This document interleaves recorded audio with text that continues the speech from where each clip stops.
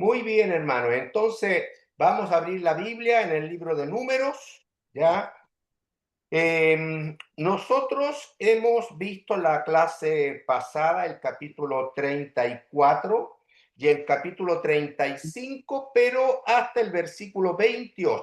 Números 35, perdón, números 35, versículo 28. Creo que hasta ahí vimos. El tema último que compartimos era referente a las ciudades de refugio que Dios estipuló básicamente para poder hacer limpieza de la tierra en la cual ellos iban a sentarse, porque Dios moraría con ellos, ¿ya? Y por lo tanto la tierra no podía quedar inmunda por específicamente derramamiento de sangre, ¿ya? Por lo tanto, ese es la última temática que analizamos, ¿ya? Les he dicho que es importante del libro la página 267 porque el final del libro se puede fácilmente ordenar con las 6 leyes que Dios dio en estos últimos capítulos, del capítulo 33 al 36, básicamente, ¿ya? Y nosotros ya vamos en la quinta ley, ya es el número 2, ya mandamientos sobre la justicia penal territorial, y el número 2 de la página 267, las ciudades de refugio y cómo purificar la tierra de hechos de sangre, ya ese es el pasaje que estábamos viendo. ¿Mm? Ahora, antes de leer Números, versículo 29, capítulo 35 y el último capítulo que nos queda, que es el 36, dado de que mi hermana Susana preguntaba por lo que pedí que leyeran en Josué, yo le voy a pedir que abran el libro de Josué, pero en el capítulo 20. Josué,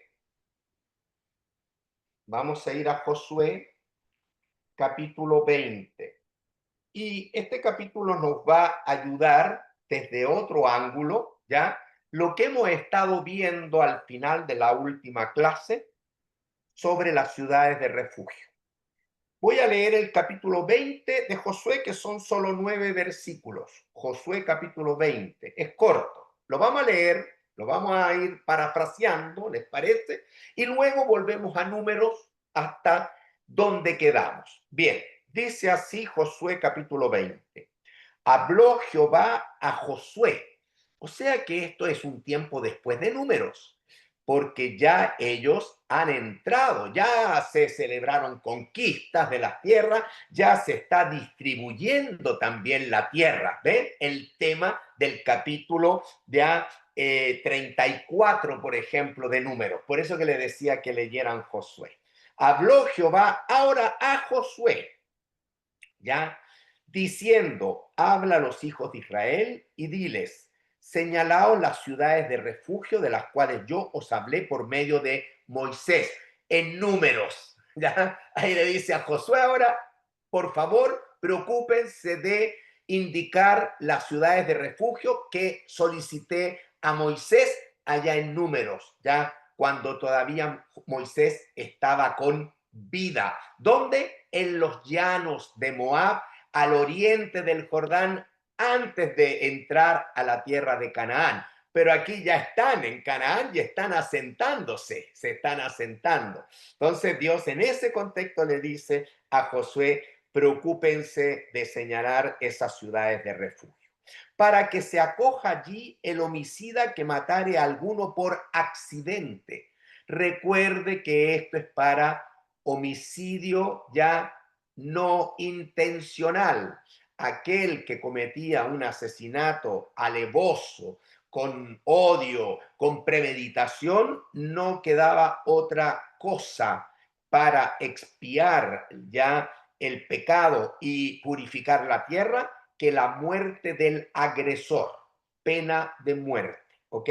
Pero cuando la muerte o el homicidio era por accidente, ya dice que ahí en las ciudades de refugio se podía acoger aquel homicida, ya. Para que se acoja allí el homicida, versículo 3, que matare a alguno por accidente y no a sabienda, o sea, con premeditación. Ellos servirán de refugio contra el vengador de la sangre, porque cuando se derramaba sangre, ya, sobre todo de un pariente, sin duda la familia tenía el derecho de señalar al vengador de ese homicidio, ya, y por ende podría tomar, ya, si está libre en el campo, en la ciudad, si no está en la ciudad de refugio, podía tomar venganza, ya, de aquel que asesinó a un pariente. ¿Mm? Correcto. Y el que se acogiere a alguna de aquellas ciudades, o sea, un homicida involuntario, se podía acoger a aquellas ciudades de refugio. ¿Qué tenía que hacer? Miren, se presentará a la puerta de la ciudad, tenía que presentarse a la puerta de la ciudad, donde normalmente se emitían los juicios, donde iban a estar los ancianos, es decir, los jefes de familia de esa ciudad y los levitas, porque acuérdense que esa ciudad Dios la encomendó también para la administración de los levitas. ¿Cuántas ciudades tenían que darse a los levitas? 42 para ello, más 6 de refugio, 48. En el capítulo que sigue de Josué, capítulo 21, usted tiene un título arriba, ciudades de los levitas. Entonces ahí explica ya la distribución de las ciudades que tenían que entregar desde las mismas tribus que heredaban a los levitas, porque los levitas no tenían territorio ni heredad en Canaán. Ok, todo eso lo hemos visto, ¿ya? Entonces, él se tenía que presentar delante de todo esa comitiva de ancianos, de levitas, en la puerta de la ciudad, dice el versículo 4, y tenía que exponer sus razones, tenía que contar cómo fueron, cómo sucedieron los hechos, en oído de los ancianos de aquella ciudad, y ellos, los ancianos, al observar que obviamente no es un homicidio con premeditación, le recibirían consigo dentro de la ciudad, lo incorporarían dentro de la ciudad de refugio para darle protección del vengador de la sangre. No lo olvide, ¿ya? ¿Está claro? Le darán lugar para que habite con ellos.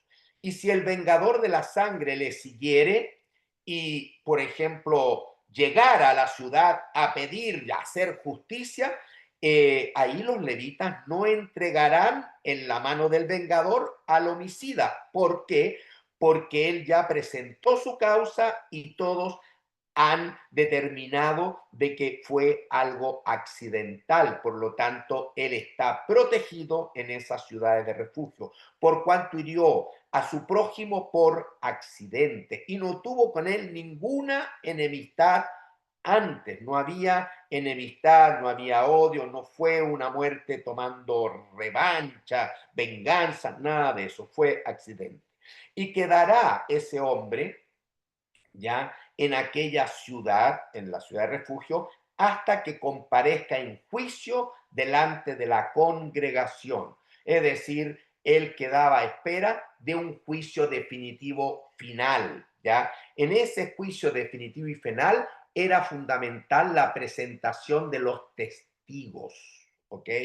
A eso se refiere, delante de la congregación. Y hasta la muerte del que fuere sumo sacerdote en aquel tiempo, entonces, esa persona tendría que quedar en la ciudad de refugio. O sea, primero a espera de el juicio definitivo con testigos, ¿ya? Y obviamente si él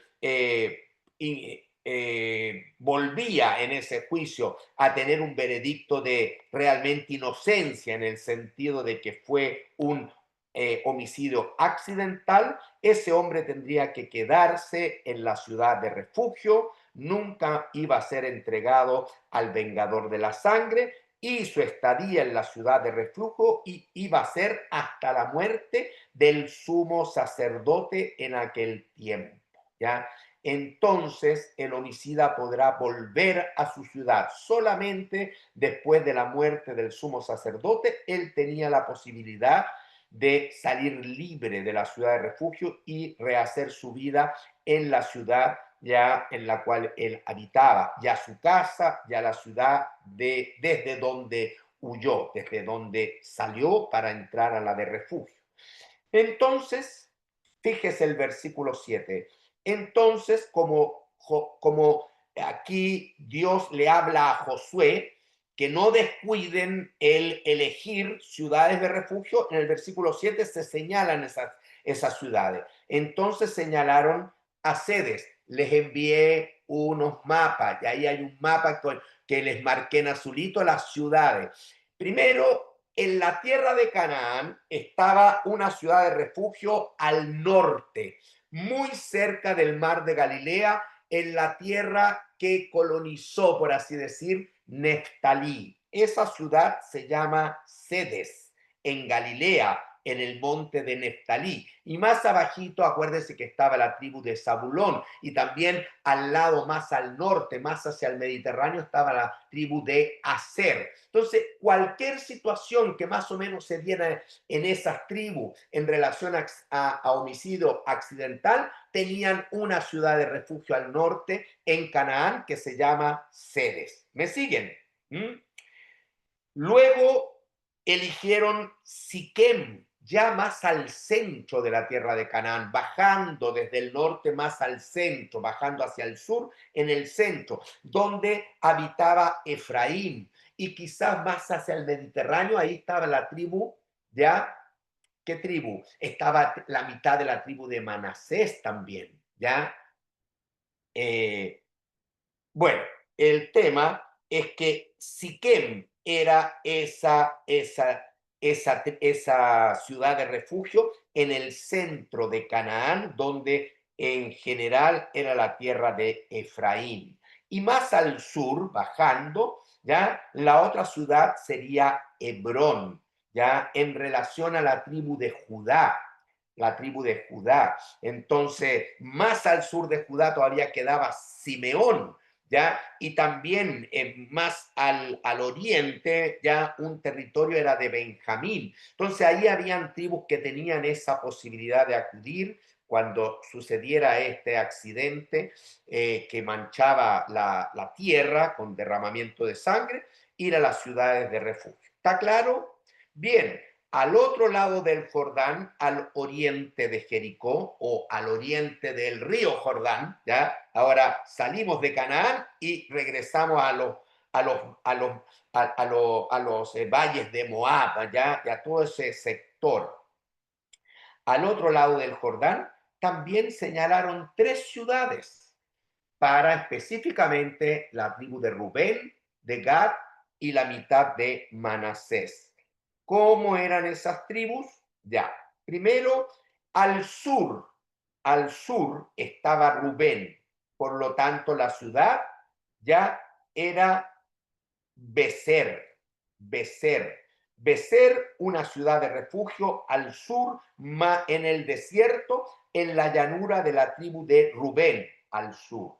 Luego, subiendo más o menos en la mitad, ya en la tierra de Galaad, ya la ciudad elegida de refugio se llamaba Ramot, de la tribu de Gad. Ahí estaba entonces en la tribu de Gad, y también más al norte estaba la ciudad de refugio de Golán, ya en tierra de Basán, más al norte, al oriente del Jordán, de donde más o menos se asentaba la tribu de Manasés. Estas fueron las ciudades señaladas para todos los hijos de Israel y para el extranjero que morase entre ellos, para que se acogiere a ellas cualquiera que hiriese a alguno por accidente, a fin de que no muriese por mano del vengador de la sangre, hasta que compareciese delante de la congregación. Bien, ven, hemos leído rapidito un capítulo de Josué que nos aclara también varios detalles y nos señala las 6 ciudades que tuvieron que escoger, en este caso Josué, ¿ya? Para ser ciudades de refugio. Amén. Hasta aquí. ¿Alguna pregunta? Si lo ven con el mapita que yo les entregué, les va a quedar aún más claro. Ahí están. Y Josué capítulo 20, ¿ya? Un complemento. Así que comencé no por la continuidad que venía en números, sino que quise meter, gracias a la inquietud de Susana, que quise meter algo de Josué, ¿ya? ¿Quedó claro? ¿Sí? Ahora vamos a números. Vamos a números. Volvemos a números, hermano. Capítulo 35, donde quedamos, y ahora sí vamos del versículo 29 al 34. Esto que vamos a leer ahora va a cerrar todo lo que hemos venido viendo de ciudades de refugio desde el versículo 9 de este mismo capítulo. ¿Se dan cuenta? Eso ya lo vimos. No voy a volver atrás, por favor. ¿Ya? En el entendido que ustedes lo tienen fresco. Ya, perfecto. Entonces, dice aquí, versículo 29, estas cosas os serán por ordenanza, o sea, todo lo que ha venido Dios hablando en relación a esta situación de homicidios, de muerte, de asesinatos, ya hemos visto, con alevosía, ya lo vimos ahí con ejemplo, versículo 16, 17, 18, donde había un elemento que sugería que estaba dando muerte con intención, porque tiene un palo, tiene una piedra, tiene algo, ¿entienden? En la mano. Eso es asesinato con premeditación, ¿ya? Pero ya todo, sea tanto con premeditación como por accidente, Dios había determinado ciertas leyes, ¿ya? Estas cosas os serán por ordenanza. Son leyes, ordenanzas, estatutos de Dios de derecho. Cuando escucho la palabra derecho, inmediatamente mi mente se va a leyes, se va a abogados, se va a juicio, donde hay fiscales, donde hay abogado defensor, donde hay testigo, ¿entiende?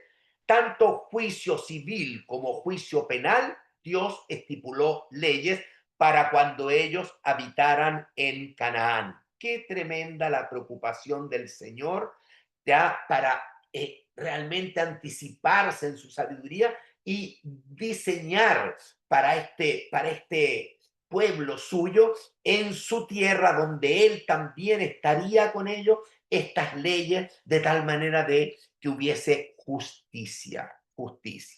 Estas cosas os serán por ordenanza de derecho por vuestras edades, ¿ya? En todas vuestras habitaciones. Es para ellos, es principios eternos, ¿ya? Son principios eternos que muestran la justicia de Dios en toda comunidad donde haya pueblo de Dios. Específicamente, por supuesto, centralizado en la heredad de Canaán. ¿Qué dicen estas leyes? Cualquiera que diere muerte a alguno por dicho de testigos, y está en plural la palabra testigos, cualquiera que diere muerte a alguno, ¿ya? Estamos hablando de estas muertes alevosas, de estas muertes con premeditación, primariamente parte hablando ese término, porque cuando un hombre mataba con premeditación a otro, quedaba bajo pena capital, es decir, ese hombre tenía que morir, pero no podía ser ejecutada la pena de muerte tan solo con un testigo. ¿Se entiende? Tenían que ser mínimo dos, idealmente tres. Tres. ¿Por qué? Porque es seria la pena de muerte, es algo, es la mayor condena, es algo serio. Entonces, Dios no quería que fuese desarrollada en forma liviana y que dentro de esa liviandad se cometiera algún grado de error y por ende de injusticia. ¿Se dan cuenta?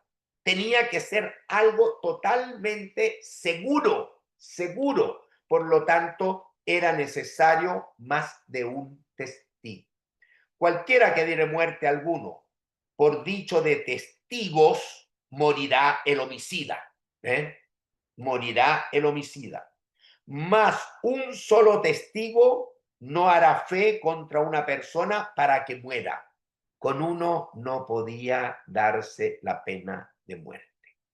¿Se dan cuenta? Que incluso hasta hay un grado de justicia, hay una norma que Dios establece también para el que mató alevosamente, está condenado a muerte. Sin embargo, es necesario que realmente se presenten mínimo 2 testigos que digan, sí, yo vi cómo fueron los hechos y realmente él tomó un cuchillo y lo apuñaló, no sé, usted me entiende, ya ese era el sentir de la justicia del Señor, ¿ya?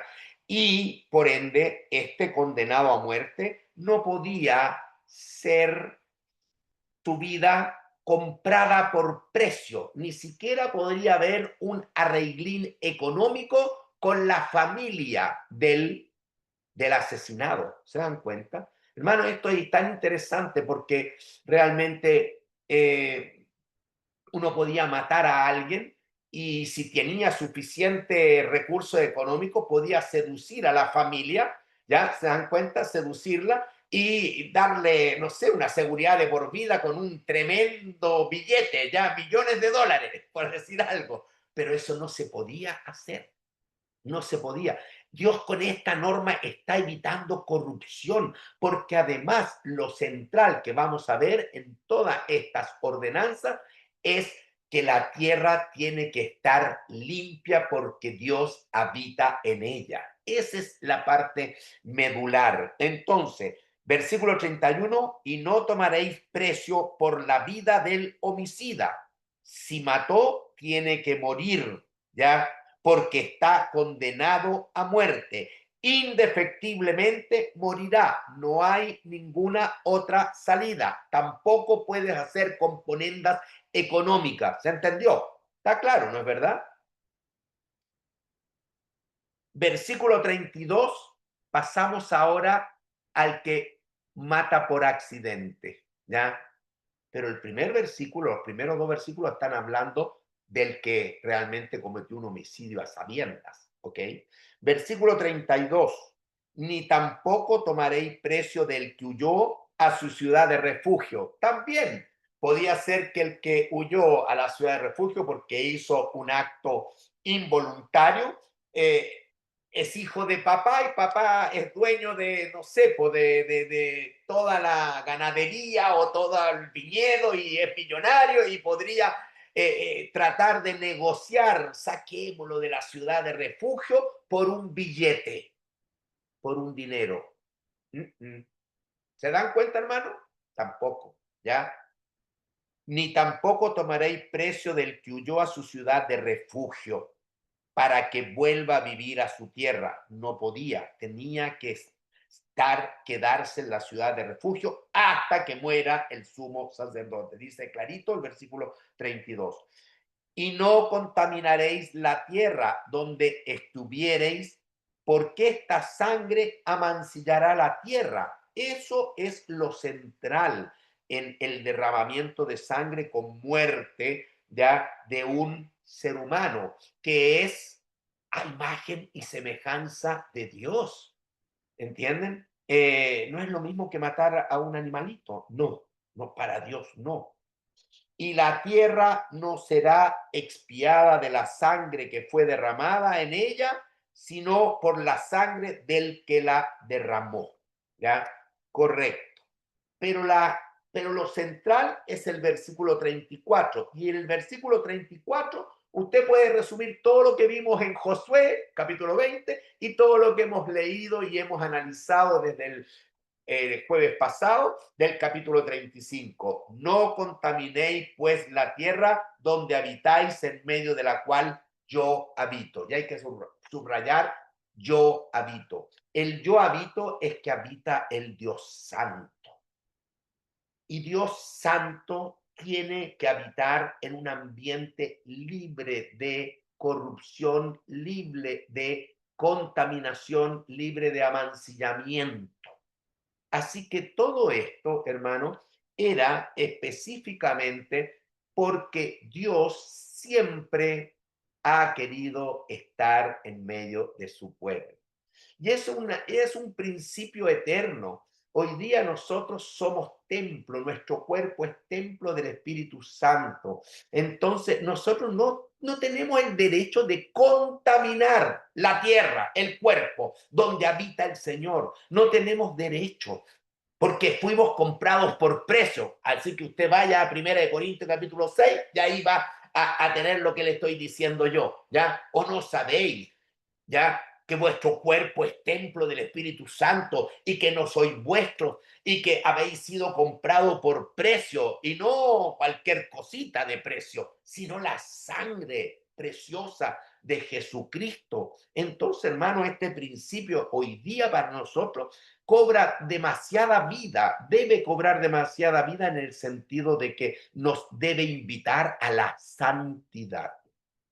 Sed santo. Entonces vuelvo a Levítico. ¿Se dan cuenta cómo conectados? Porque Dios no cambia. Dios es el mismo de Levítico, de Números, de Corintios, de Hebreo, de Apocalipsis. Dios es el mismo.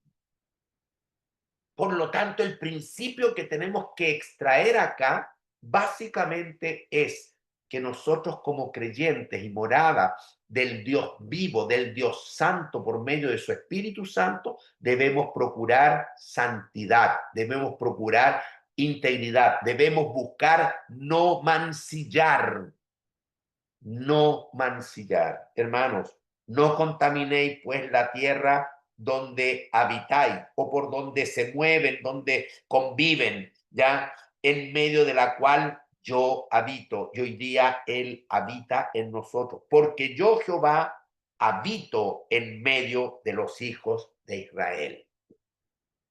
Se entiende ahora el principio de todo lo que hemos estado estudiando, hermano. Ese versículo 84 yo creo que hay que enmarcarlo, porque es la voluntad de Dios, es la ordenanza del Señor. ¿Mm? Amén. Bien, con Josué, que vimos hoy día un poquito el 20, y con esto último que hemos visto, ya yo creo que podemos cerrar esto. Ahora, en relación a los testigos, el Señor Jesucristo tomó y validó esta ley. Ya Mateo capítulo 18, cuando el Señor nos enseña sobre el perdón, que podía ser causado por una pelea, una disputa, no un asesinato, pero sí una diferencia con algún prójimo, con algún hermano, etcétera. El capítulo 18 de Mateo, ya versículo 15 al 22 está la enseñanza, ya. Él dice cómo tratar el tema de los problemas. Si un hermano peca contra ti, mira, a solitas, habla con él, repréndele estando tú y él solo. Si te oyere, qué bueno, se solucionó el problema, has ganado a tu hermano. Pero si no te oyere, toma un contigo que dice a uno o dos, para que en boca de dos o tres. Si tomas a uno, tú eres el otro, son dos. ¿Se dan cuenta? Pero si tú crees que es poco porque tienes parte involucrada, toma dos testigos y ya son tres. Por eso que dice ahí, ya toma aún contigo a uno o dos para que en boca de dos o tres testigos conste toda palabra. No voy a seguir con el tema del perdón, léalo usted, pero sí quiero destacar en el versículo, ya en el versículo 16, que es palabra de Jesús, el versículo 16, Jesús vindicó, confirmó la ordenanza de Dios sobre que debía ser todo tratado en la iglesia por medio de mínimo dos testigos, idealmente tres. ¿Se dan cuenta? Y esto está en Números. Y esto aquí es lo que hemos leído en el versículo 30, ¿ya? Está ahí clarito la situación de testigos. Amén. ¿Se dan cuenta? Dios sigue siendo el mismo.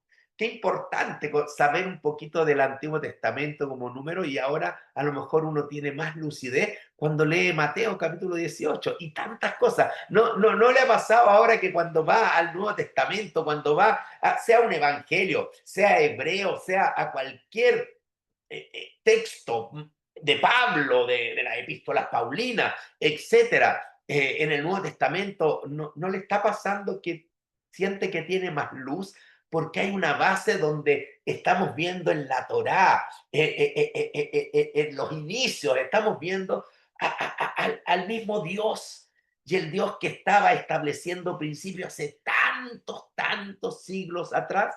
Qué impresionante, ¿no es verdad? Yo me maravillo de la palabra del Señor. Vamos al capítulo 86, hermano, y terminamos. Y luego voy a dejar abierto para que usted también exprese lo que ha traído a esta reunión, ¿ya? Porque ninguno hoy día va a quedar en silencio. Vamos al 86, vamos. Llegaron los príncipes de los padres de la familia de Galaad. Bueno, primero, si uno va a la página 267, la que yo le he dicho del libro, ¿ya? Entonces, en el capítulo 36, es decir, lo último, con lo cual termina el libro de Números, se refiere al último de de las 6 leyes que Dios ha estipulado en estos últimos capítulos. Y la última ley tiene por propósito, como dice ahí, regular el que la posesión de la tierra, la heredad entregada, Dios regula que esa heredad no sea transferida entre las tribus. Lo que te entregó Dios tiene que permanecer contigo en tu familia, ¿ok? Ese es el principio que vamos a observar en el capítulo 36. Ya. Llegaron los príncipes de los padres de la familia de Galaad, hijo de Maquir, hijo de Manasés, ¿ya? Entonces aquí llega tribu Manasés. Llega la tribu de Manasés representada por uno de los padres, uno de los príncipes, como dice ahí, ya, perfecto, de la familia de los hijos de José. Y hablaron delante de Moisés. Llegan a Moisés y delante de los príncipes, o sea, los jefes de las casas paternas de los hijos de Israel.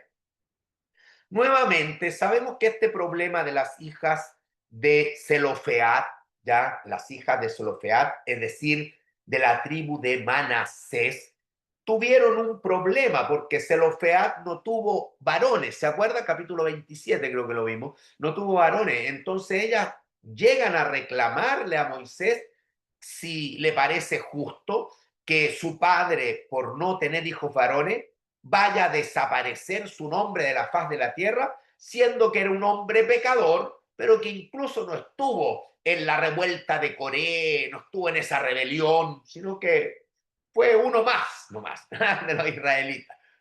Es justo que nuestro padre quede con su nombre totalmente borrado por no haber tenido hijo. ¿No podríamos nosotros, las 5 hijas de este Zelofead, heredar? Moisés le consultó a Dios y Dios le dijo, ¿sabe? Tienen razón en su argumento. Así que hereden de de los tíos que hereden, de los padres de los hermanos de su padre, ¿ya? Y así ellas heredaron. Y esto es interesantísimo porque entonces ya de esa manera Dios busca también preservar la tribu, la familia, el nombre, el apellido, si usted quiere, preservarlo. No tiene por qué desaparecer. Si has pactado conmigo, hoy día no tenemos por qué desaparecer si somos hijos del Señor. Ya somos ya su propiedad.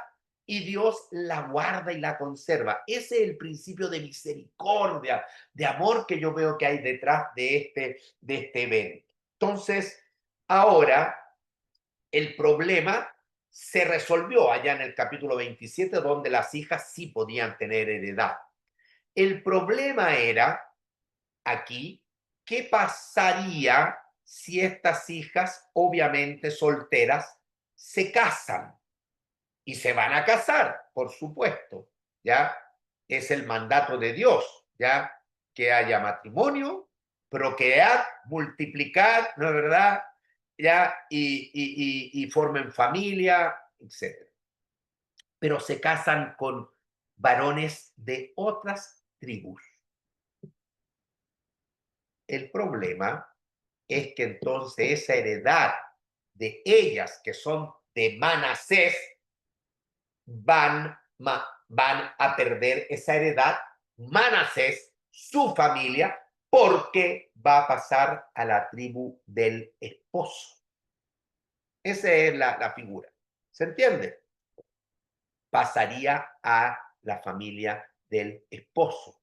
Y así entonces las heredades se podrían traspasar de tribu en tribu, lo cual también tendría un tremendo perjuicio porque de tanto pasar el tiempo podrían algunas tribus quedar mermadas al punto de casi desaparecer su heredad. Y Dios no dio la promesa abrahámica de tierra, ¿ya? Para que sea deshecha por parte del hombre.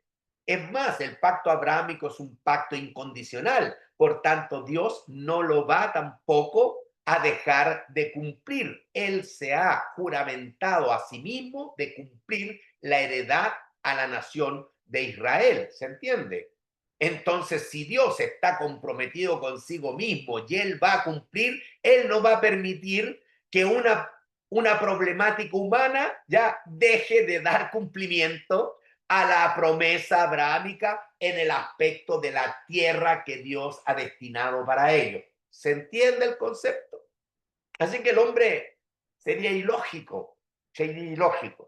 Entonces llegan acá a Moisés y llegan delante de todos los príncipes, o sea, de los representantes de las casas paternas de cada una de las tribus de los hijos de Israel, para que esto sea nacional, sea público, y dijeron, Jehová mandó a mi señor que por sorteo diese la tierra a los hijos de Israel en posesión.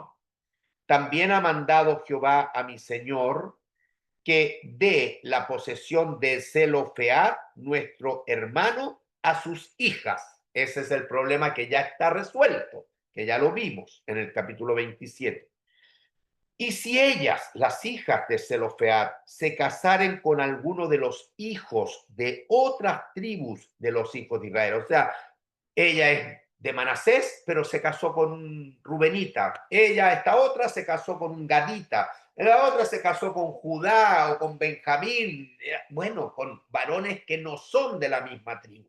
Esa es la idea. ¿Ya? Si ellas se casaren con alguno de los hijos de las otras tribus de los hijos de Israel, estoy en el versículo 3, la herencia de ellas será así quitada de la herencia de nuestros padres. Será quitada la herencia de nuestros padres, del nombre Zelofead y de la tribu de Manasés.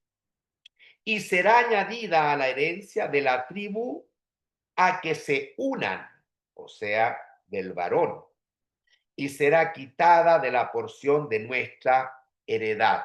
Ese era el problema en el caso ahora ya de las hijas que sí tenían ya la autorización para heredar tierra, pero el problema es que casándose con un varón de otra tribu, perderían esa heredad y dañarían seriamente ya a su tribu, a Manasés. Y cuando viniere el jubileo de los hijos de Israel, la heredad de ellas será añadida a la heredad de la tribu de sus maridos. ¿Qué es lo que pasaba en el jubileo? En el jubileo ya que era el año 50, cada 50 años, entonces se producía una, una liberación absoluta que favorecía específicamente a aquellos que habían caído en problema económico. Por problema económico, tuve que vender mi heredad. Por problema económico, tuve que dar a mi hijo como esclavo, por ejemplo. Pues el año de jubileo había libertad para ese tipo de situaciones. Es decir, la heredad volvía a el original que la había perdido por un problema de desastre económico, por ejemplo. Es interesante, ¿ya? Dios puede componer todas las cosas, los problemas económicos, los problemas personales, etcétera, pero a nivel de lo que es una situación de matrimonial, no debe haber disolución. Aquí detrás de esto yo puedo ver que Dios realmente para él el matrimonio también es algo sólido. ¿Por qué? Porque realmente el tema de la heredad en el año de jubileo no podía volver. Si yo, ya que soy mujer, como la hija de Zelofead, me caso con otra tribu, en el año de jubileo, todo podía volver al original, menos la heredad de el matrimonio. ¿Se dan cuenta? Entonces Dios está poniendo un sello fuerte sobre también el aspecto matrimonial. ¿Ya? Así que cuando viniera el jubileo de los hijos de Israel, la heredad de ellas será añadida a la heredad de la tribu de sus maridos. La verdad es que en el momento en que se establecía el matrimonio, ellas estaban entregando la heredad desde ese momento y que se iba a ratificar en el año de jubileo. Mientras todos recuperaban y volvía al original, aquí sucede que la tierra tendría que pasar a otra tribu en el año de jubileo. O sea, es como ir en contra del tránsito. Todo iba a liberación, a libertad, liberación en un año glorioso, esplendoroso. Ya me quitaba peso, me quitaba sufrimiento de años, etcétera. Y aquí ya se ejecutaba en el año de jubileo lo que yo ya me había comprometido en el matrimonio si me casé con un varón de otra tribu. Eso es lo que sucedía. ¿Se entiende? ¿Ya? Todo lo contrario, hermana, de lo que es la voluntad de Dios. La heredad de ella será añadida a la heredad de la tribu de sus maridos. Cuando viniera el jubileo, ya la heredad de ella, de la mujer, será añadida a la heredad de la tribu de sus maridos. Por lo tanto, si yo soy de Manasés y me casé con un rubenita, en el jubileo ya oficialmente la heredad que antes era mía de Manasés, ahora ya pasa a ser de Rubén porque me casé con un rubenita. Pongo ese ejemplo. Pero esto quedaba dictaminado en el momento del matrimonio, que se iba a oficializar en el jubileo, ¿entiendes? Por lo tanto, ¿qué había que hacer? Había que evitar un matrimonio fuera de la tribu ya de origen. Había que evitar eso para no sufrir la pérdida de heredad. ¿Está claro? ¿Ya? Entonces, versículo 5. Entonces Moisés mandó a los hijos de Israel por mandato de Jehová, diciendo, la tribu de los hijos de José, en este caso Manasés, habla rectamente, está correcto en su planteamiento. Esto es lo que ha mandado Jehová. O sea que Moisés tuvo que ir a consultar, así como consultó en el capítulo 27, Señor, vienen con esta situación, Zelofead no tuvo varones, ¿pueden heredar las hijas? Y Dios le respondió a Moisés, me parece que están en lo correcto, Moisés, así que hay que darles herencia a las hijas. Ok. Ahora Moisés yo creo que nuevamente vuelve a preguntarle a Dios, porque no sabe realmente en sí mismo qué hacer, necesita que Dios le dé una respuesta. Y sin duda lo pide. Y Dios le responde, esto es lo que ha mandado Jehová acerca de las hijas de Zelofead, diciendo, cásense como a ella les plazca, ¿ya? Pero en la familia de la tribu de su padre se casarán. Mire, ella, ¿ya? Que busquen al mago hermoso, no hay problema, ¿ya? Ella que se fijen en aquel, ¿ya? Y se enamoren de aquel que con el cual van a contraer matrimonio, pero que sea dentro de la tribu de sus padres. Tiene que ser dentro de la tribu de Manasés. Así que ellas no podían estar mirando para el lado, para otras tribus, porque si no, caían en pecado y por supuesto iban en contra de la voluntad de Dios y iban a perder la heredad, ¿ya? Versículo 7, para que la heredad de los hijos de Israel no sea traspasada. Ese es el tema de este capítulo. La heredad que Dios dio no debe ser traspasada, trastrocada, no. Lo que Dios da, esa bendición, tiene que ser aceptada y tiene que ser más encima, ojalá defendida. ¿Ya? Por lo tanto, yo para cumplir la voluntad de Dios, si tengo que casarme con el varón de la misma tribu, tengo que empezar a fijar mis ojos y orar porque el Señor levante un esposo dentro de mi misma tribu. Y no voy a tener ojos para estar mirando a varones de otras tribus. Ese es el mensaje que da el Señor por medio de Moisés. Versículo 8, y cualquiera hija que tenga heredad en las tribus de los hijos de Israel con alguno de la familia de la tribu de su padre, se casará. ¿Ya? Así que tenía que buscar esposo dentro de la tribu de su padre. Y con ese varón se tendría que casar para que los hijos de Israel posean cada uno la heredad de sus padres, para que sea firme la heredad y no esté ya traspasándose de uno a otro y no ande la heredad rodando. Eso es traspasándose de uno a otro, rodando la heredad, ¿ya? De una tribu a otra. Eso no es lo que Dios estipuló, sino que cada una de las tribus de los hijos de Israel estará ligada a su heredad, estará ligada a su bendición. Como Jehová mandó a Moisés, así hicieron las hijas de Zelofead. Y ese versículo 10 a mí me encanta, hermano. Mire, porque yo pienso que no es fácil. Usted sabe que es difícil controlar los sentimientos, es difícil manejar el amor. Y podía darse fácilmente que se enamorara alguna de estas chiquillas donde no correspondía desde el punto de vista de la voluntad de Dios. Iba a ser un pecado y iba a ser un fracaso. Sin embargo, me encantan las hijas de Zelofead porque dice el versículo 10, como Jehová mandó a Moisés, así hicieron. O sea que hay que sacarle el sombrero a estas chiquillas, son 5 jovencitas, porque ellas obedecieron el mandato de Dios y se casaron con ¿quiénes?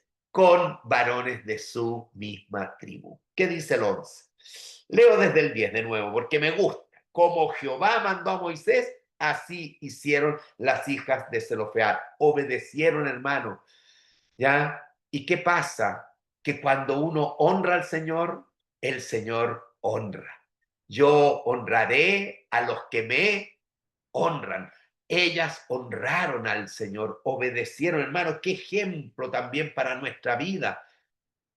Realmente convencernos que lo mejor para mi vida, para tu vida, por más difícil que sea, es obedecer al Señor. Obedecer al Señor. Si hay que negarse a sí mismo, niégate a ti mismo. Toma tu cruz, sígueme, dice el Señor Jesús.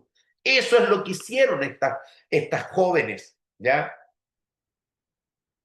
Y así, versículo 11, y las menciona Mala, Tirsa, Ogla, Milca y Noa, hijas de Zelofead, se casaron con hijos de sus tíos paternos dentro de la tribu de Manasés dentro de la familia, de tal manera que de ese modo se conservó la heredad dentro de la tribu de Manasés en este caso. Amén.